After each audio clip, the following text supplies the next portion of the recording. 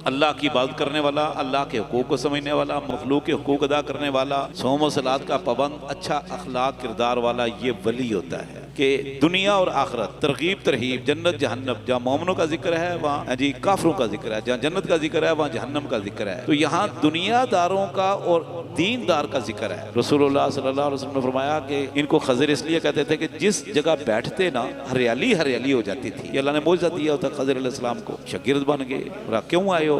अलान तो अल्लिमनी मिम्मा उल्लिमता रुश्दा, आप मुझे तालीम दो जो अल्लाह ने आपको रुश्द हिदायत की तालीम दी है। तो तलाक़ें भी जिंदगी में तीन है जो अल्लाह ने मुसलमान मर्द को बीवी के हवाले से जो अलहदगी का या फैसला करने का जो इख्तियार दिया ना, वो तीन है। जो अल्लाह का हो जाता है ना, अल्लाह कहाँ से खज़र और मूसा अलैहिस्सलाम को भेजा कि जाओ इनके खजाने की हिफाजत करो। तो अल्लाह से ताल्लुक मजबूत होगा तो अल्लाह ताला इंशाअल्लाह आपके भी माल और दौलत की, ईमान की, अल्लाह जान और माल की, औलाद की अल्लाह हिफाजत करेगा।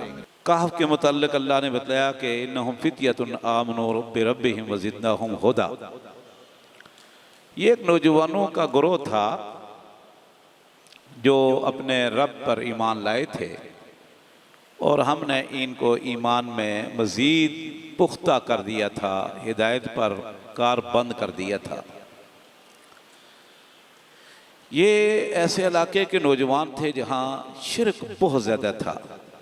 चप्पे चप्पे पर दरगाहें, शिरकिया अड्डे।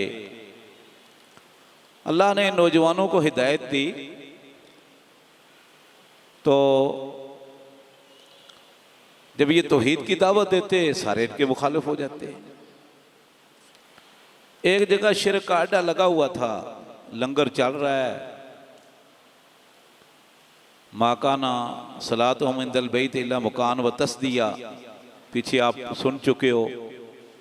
अल्लाह रब्बुल इज़्ज़त इरशाद फरमाते कि मुशरिकीन मक्का की नमाज जो है ये बैतुल्लाह के पास किस किस्म की नमाज है? इल्ला मुकाअन व तस्दिया, सीटियाँ बजाना और तालियाँ पीटना, ये मुशरिकीन मक्का की या मुशरिकीन अरब की इबादत थी, ये उनकी नमाज थी।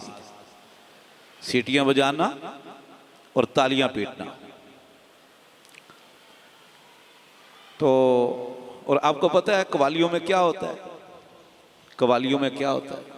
बस यही कुछ उनकी इबादत थी।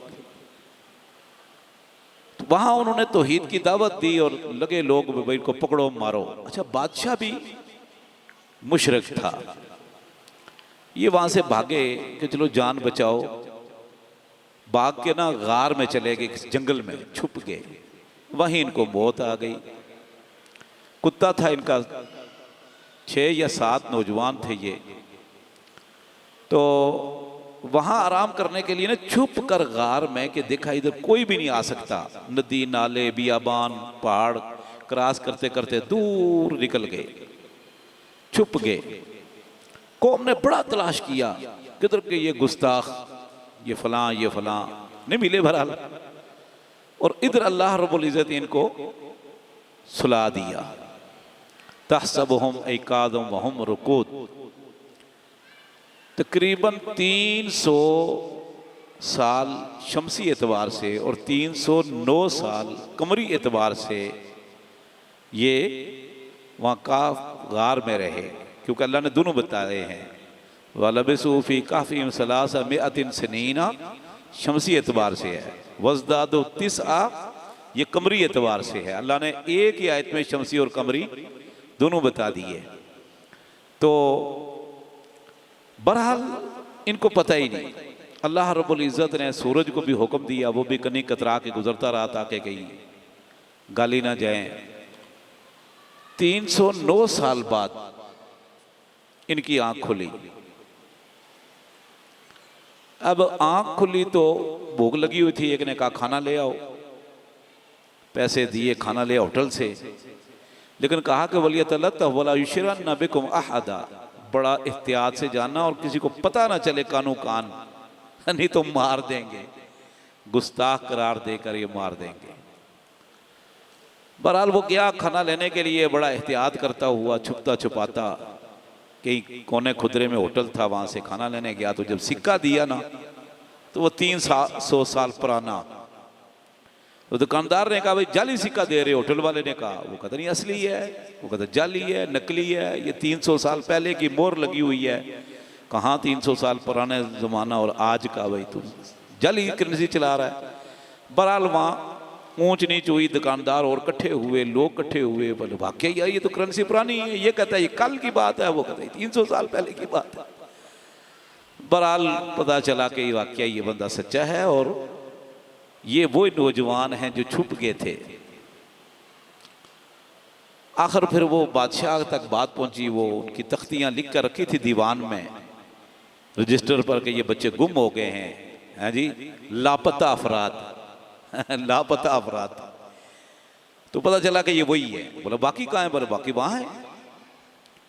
तो फिर इस तरह वो अल्लाह रब्बुल इज़्ज़त ने इनको बताया कि मैं अपने बंदों की इस तरह हिफाजत किया करता हूँ, जो मन कान लिल्लाहि कान अल्लाहु लहू, रसूलुल्लाह सल्लल्लाहु अलैहि वसल्लम फरमाया जो अल्लाह का हो जाता है अल्लाह उसका हो जाता है। अल्लाह रब्बुल इज़्ज़त ने इनकी इस तरह हिफाजत की और इनको तीन बड़ा मुअज़्ज़ा है, ये भी एक अजूबा है दुनिया के अंदर भाईजान। पर आज इनको फिर हकीकी मौत आ गई, लोग डरने लग गए। कोई कहते हैं इसके ऊपर हम मज़ार बनाएंगे, आस्ताना बनाएंगे, और दूसरों ने कहा लतखिज़न्ना अलैहिम मस्जिदा, हम यादगार के लिए मस्जिद बनाएंगे। तो ये झगड़ा शुरू हो गया। फिर वहाँ बहरहाल मस्जिद बन गई जो अल्लाह फरमाते हैं। कहने का मकसद ये है कि ये हर दौर में रहा है। जिसने भी तौहीद की दावत दी, खा वो नबी था, खा वो वली था, खा वो आमद, वली होता ही मुवाहिद है, मुशरिक ना साहिब इल्म होता है, ना मोमिन होता है, ना वली तो दूर की बात है। मुवाहिद अल्लाह की इबादत करने वाला, अल्लाह के हुकूक को समझने वाला, मखलूक का हुकूक अदा, मखलूक के हुकूक अदा करने वाला, सौम व सलात का पाबंद, अच्छा अखलाक किरदार वाला, ये वली होता है। समझ आ गई ना जी। अला इन्ना औलिया अल्लाह ला खौफुन अलैहिम वला हुम यहज़नून। और आगे फरमाया अल्लज़ीना आमनू व कानू यत्तकून, जो पक्के ईमान वाले और मुत्तकी होते हैं, ये हैं हकीकी वली। इन पर कोई गम फिक्र मलाल नहीं होता। अल्लाहु अकबर। फिर अल्लाह रब्बुल इज़्ज़त ने उसके बाद और एक वाक़या बयान किया है। ये एक बड़ी अजीब मिसाल अल्लाह ने ना, कंप्रोमाइज, ये ना क्या नाम है, कंपेरिज्म जिसको कहते हैं आप, कि दुनिया और आखिरत, तरगीब तरहीब, जन्नत जहन्नम, जहाँ मोमिनों का जिक्र है वहाँ जी काफरों का जिक्र है, जहाँ जन्नत का जिक्र है वहाँ जहन्नम का जिक्र है। तो यहाँ दुनियादारों का और दीनदार का जिक्र है। दो दोस्त थे, एक गरीब था, एक दौलतमंद था, मादा परस्त, मुल्हिद, दुनिया को सब कुछ समझने वाला, और उसका बाग था।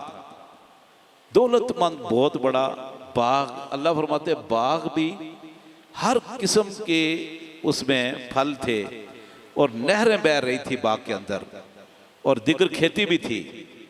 समझ आ रही है?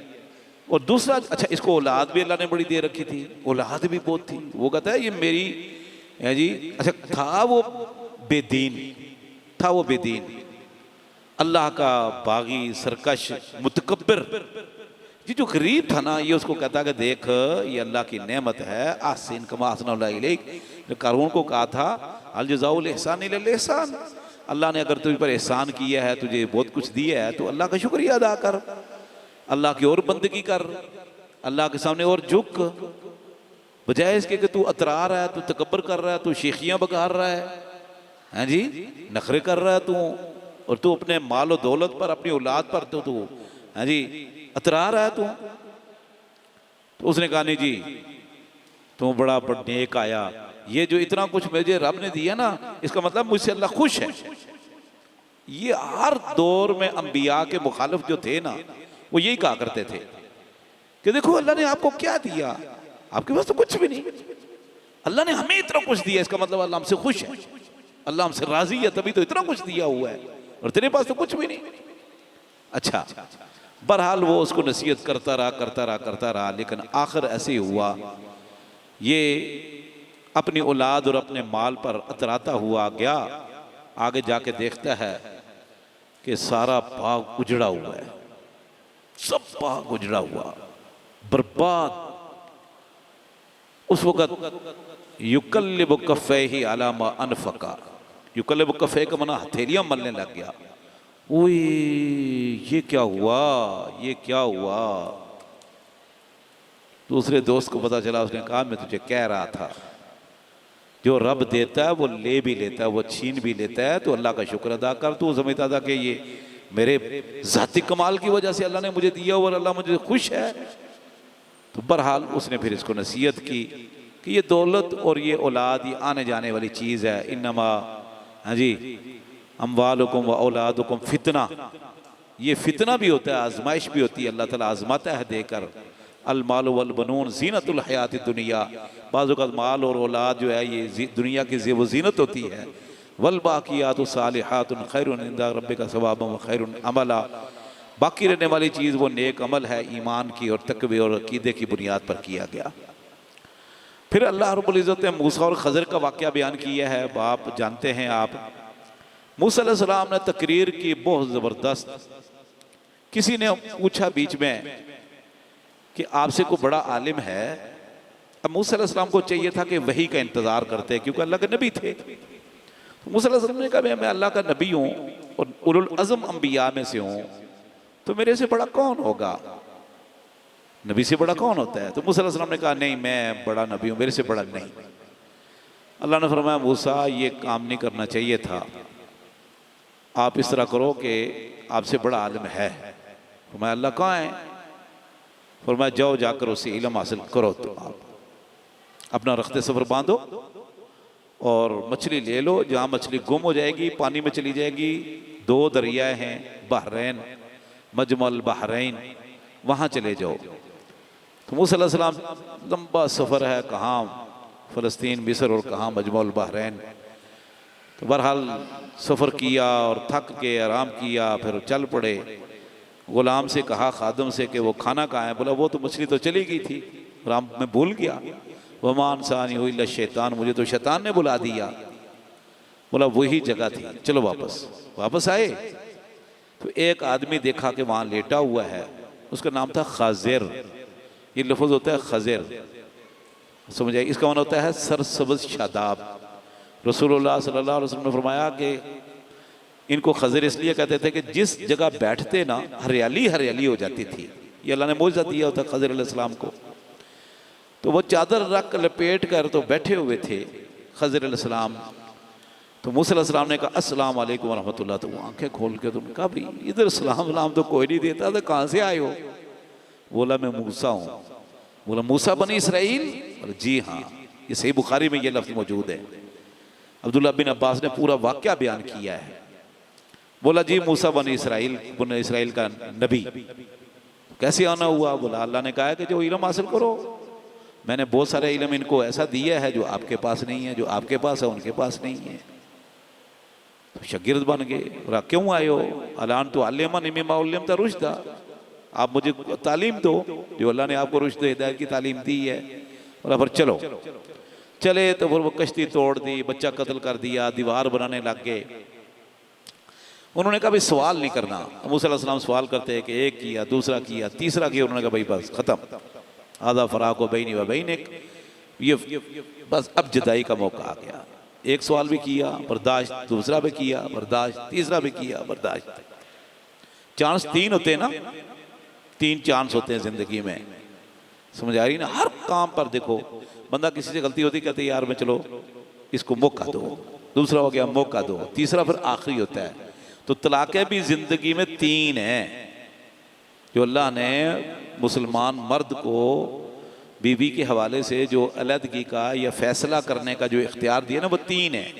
वो एक मजलिस में 100 बार बोले या 1000 बार बोले या 3 बार बोले, वो एक है। कुछ अरसे बाद दोबारा बोल दे, दूसरी हो जाएगी। कुछ अरसे बाद तीसरी बोल दे, वो तीसरी हो जाएगी। लेकिन अल्लाह ने हर 2 तलाक के दरमियान माफ़ी तलाफ़ी सुलह सफ़ाई जी का मौका ज़रूर दिया है, मौका दिया है।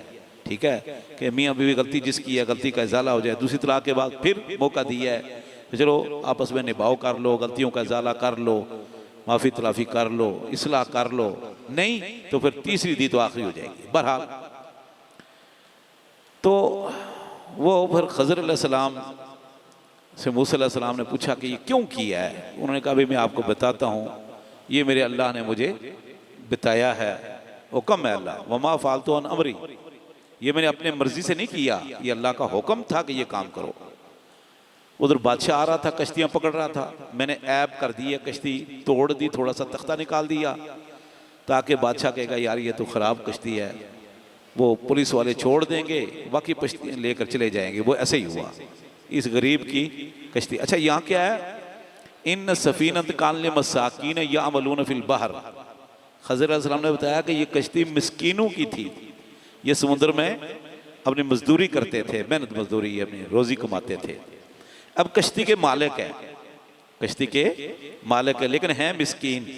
कई लोग आज कहते हैं देखो जी फलां आदमी है तो गरीब है, मिस्कीन है, लेकिन घर में देखो जनाब फ्रीज़र भी है, कालीन भी बिछा हुआ है, सोफे भी हैं, घर भी अच्छा है, तो ज़कात का मुस्तहिक नहीं। नहीं, अच्छा घर है, समझा रही है, घर में सब कुछ है, लेकिन उसके हालात ठीक नहीं, कभी खाना मिलता है कभी नहीं मिलता है, बच्चों का इलाज मालजा, बच्चों की फीसें नहीं, हाँ जी, घर में खाने के लिए नहीं। वो भाई ये चीज़ें चाटेगा क्या, उसको फ्रीज़र को और बिनाली दीगर असासुल बैत को क्या करेगा वो हैं। तो इसलिए बज़ाहिर बंदा सफ़ेद पोश होता है, लेकिन वो मिस्कीन थे। इन सफ़ीन काल मसाकीन या मलून फिल बार, बच्चा कत्ल कर दिया कि बच्चा बड़ा होकर जो है वो हैं जी माँ बाप को तुग़यान व कुफ्रा नाक में दम करेगा, तो अल्लाह ने कहा भाई इसको अभी से कत्ल कर दो। इसमें एक चीज़ ये समझें आप, देखें सुभान अल्लाह, इस आयत में ना एक बहुत बड़ा सबक है कि अल्लाह रब्बुल इज़्ज़त को पता था कि ये बच्चा बड़ा होकर ये माँ बाप को वर्गलाएगा और कुफ्र पर मजबूर करेगा और उनकी नाक में दम कर देगा, लिहाजा इनको इसको अभी कत्ल कर दो, तो इसके बदले में अल्लाह ताला उनको सालेह नेक आंखों की ठंडक बनने वाली औलाद दे देगा।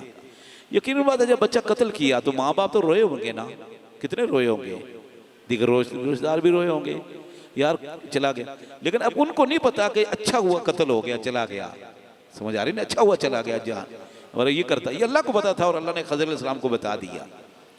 देखें रसूलुल्लाह सल्लल्लाहु अलैहि वसल्लम से सवाल हुआ कि ये मुशरिकीन की औलाद, काफरों की औलाद जो नाबालिग फोत हो जाते हैं, बच्चे फोत हो जाते हैं, तो ये जन्नत में जाएंगे या जहन्नम में जाएंगे?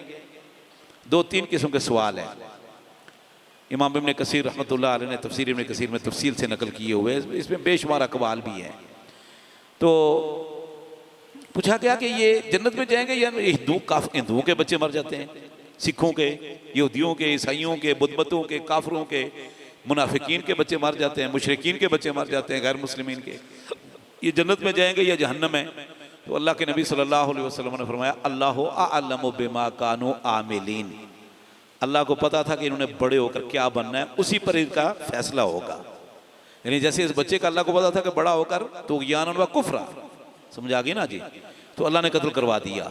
इस तरह अल्लाह को पता था कि अगर ये काफरों का बच्चा न मरता, नाबालिग, तो इसने बड़े होकर मुसलमान बनना था या काफिर, उसी पर फैसला होगा। एक तो ये कौल है।